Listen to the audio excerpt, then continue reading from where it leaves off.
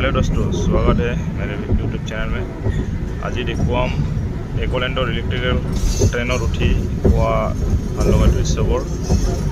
তো সেইপিনে আছিল ইলেক্ট্ৰিকেল গাড়ী চলোৱা ভিতৰত, আৰু এইটো প্ৰথমৰ গেটৰ সন্মুখতে সোমোৱাৰ লগে লগে প্ৰথম এইটো এণ্ট্ৰি দেখা পোৱা যায়।